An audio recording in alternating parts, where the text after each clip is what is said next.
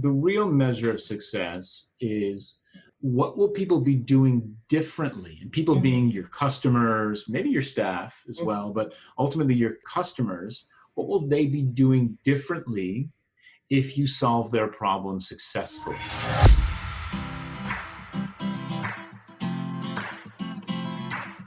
Hello, everyone. It's Trish Tagley here on Optimal Instinct with Trish.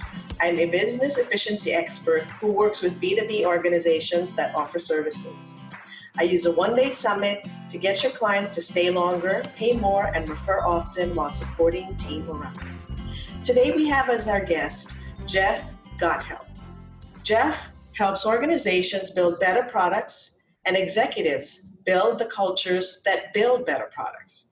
He is the co-author of the award-winning book, Lean UX, and the Harvard Business Review press book, Sense&Respond.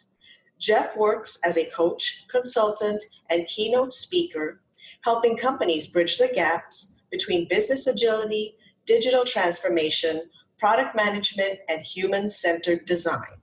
Most recently, Jeff co-founded Sense&Respond Press, a publishing house for practical business books for busy executives.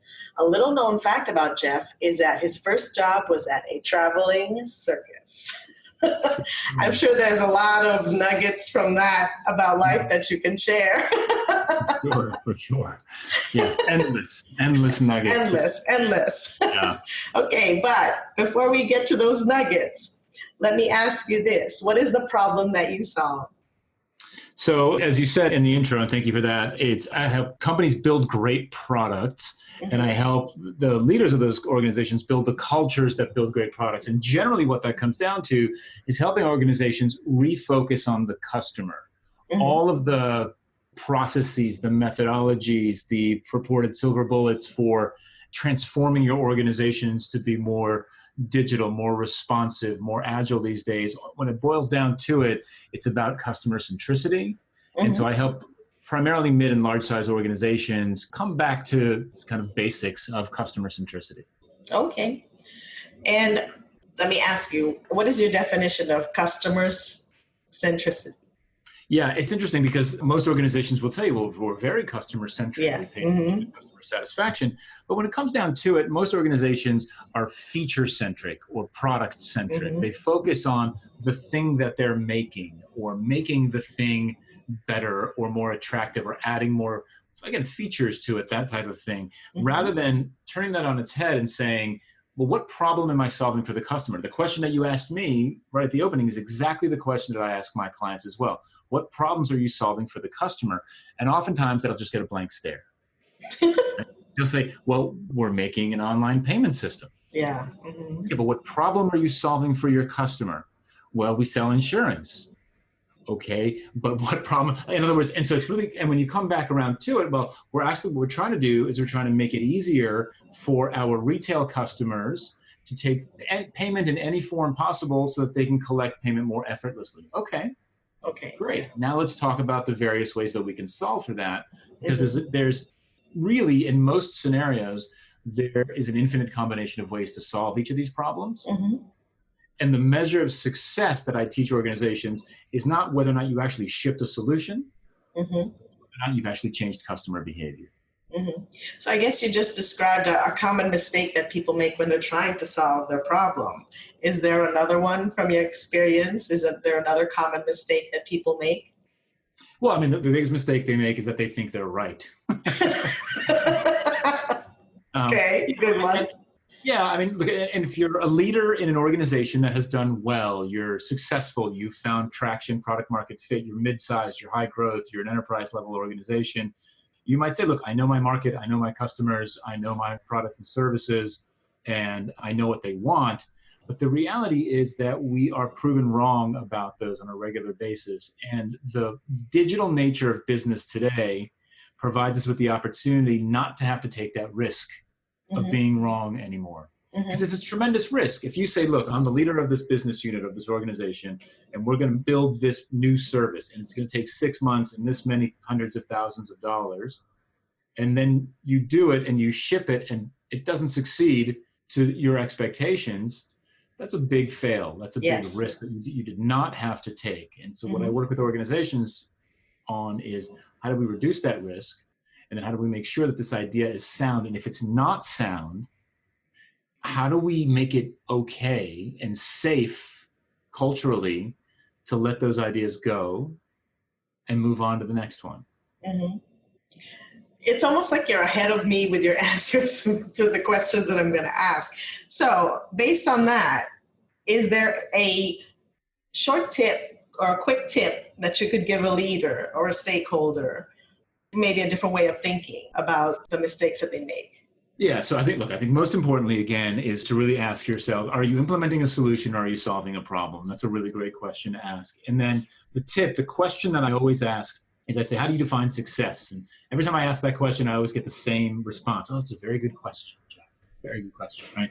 And then inevitably the answer 99 times out of 100 is, well, we ship the thing on time and on budget, right? But if we're looking at this from a customer-centric lens, the real measure of success is what will people be doing differently? And people being your customers, maybe your staff as well, but ultimately your customers, what will they be doing differently if you solve their problem successfully? Right? If you deliver the best possible service, the best possible product, it's designed and implemented in the most successful way, what will people be doing differently?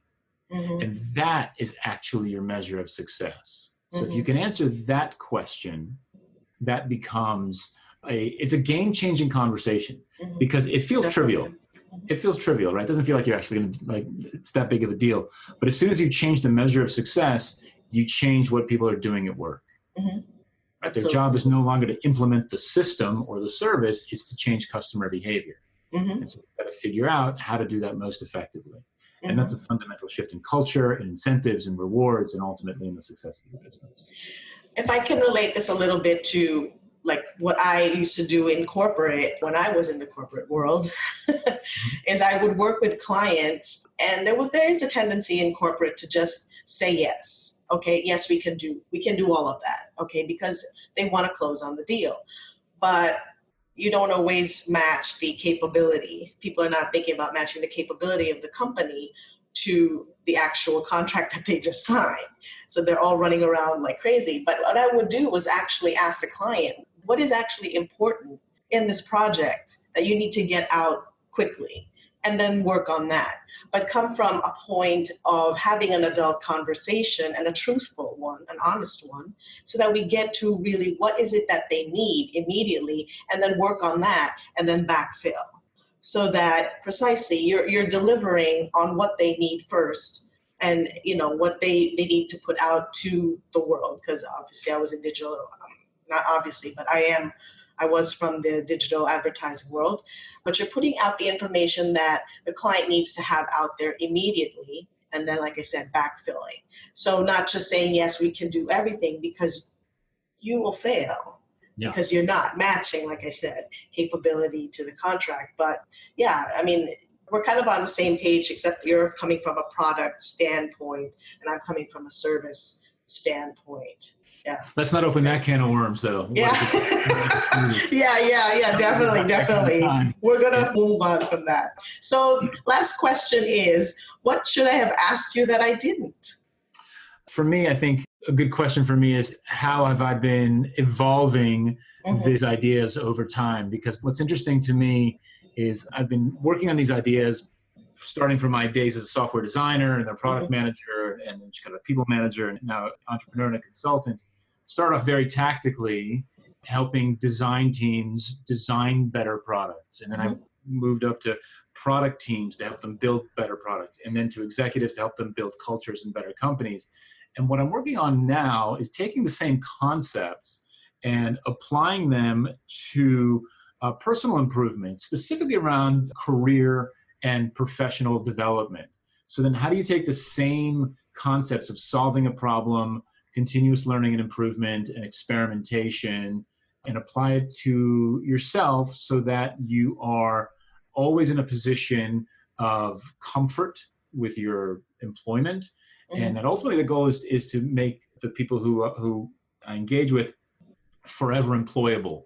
And it's actually writing a new book called Forever Employable. And it really just takes all the ideas from Lean UX and from Sense and Respond and the consulting work that I do in the corporate world and says, hey, instead of what's the customer problem that you're trying to solve, what is the professional challenge that you'd like to solve for yourself? And if you solve it, what will you be doing differently? How do you experiment your way to figure out how to do that? So that's what I'm working on today. And I'm really excited about it because I really feel it's got like a really big reach. Yeah, there's a lot of legs to that. All right. Well, we've come to the end of the podcast. Thank you very much, Jeff, for sharing your time with us. Is there any gold nugget from your circus days that you would like to share as a parting gift? Sure, absolutely. I'll share that. This is a bit of a mystery nugget. I'll leave you with this. The way that people get into the circus, right? The way that somebody becomes the human cannonball or the flying trapeze or the tightrope walker always starts with the person who did that job before them. So there's always a story there about how the person who did that job before them got them into the business. And sometimes it's a very positive, uplifting story. And sometimes they're not so positive or uplifting stories as well. Circus is a safe space for a lot of folks who don't necessarily fit into regular society. But that's the nugget. The nugget is always dig into the stories in the past. You'll find it to be super interesting about how people got into this practice. Yeah, and I guess you can apply that to general life as well, outside of the circus. You always dig into other people's stories and you'll find something interesting that maybe you can apply yourself. Absolutely. Yeah. Absolutely. So it was so great talking to you, Jeff. Thank you so much for your time. We've come to the end of the podcast and hopefully I'll talk to you again. And everybody, thank you so much for listening. See you next time. Take care. Thank you very much for joining us on Optimal Instinct with Trish. If you've enjoyed what you've heard, head on over to iTunes, subscribe, and if you really enjoy the content, leave us a well-appreciated review. If you are looking to create an environment that partners your desire for more profitable, more productive, and greater referability in client relationships, combined with sustained team morale, then I suggest you head over to clientvaluedemo.com to learn more about the C's value model. Talk soon.